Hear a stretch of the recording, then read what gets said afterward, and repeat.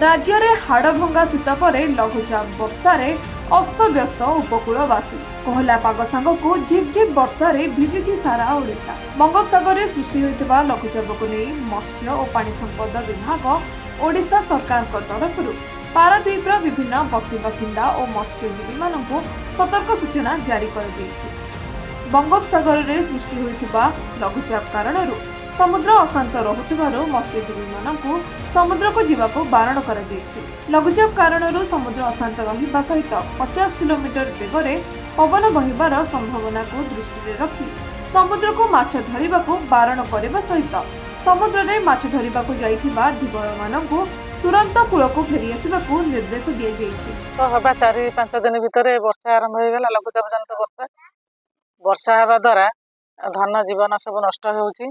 एबार स्कूल पिला माने स्कूल कॉलेज जाई पारुना कि लोक माने पनीपरिया आनी पारुना घरे सबले रहउचंती।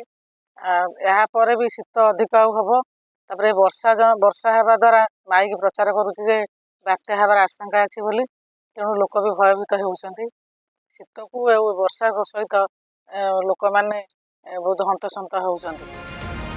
पारादीपरू संजय सेनापति रिपोर्ट खबर ओडिशा।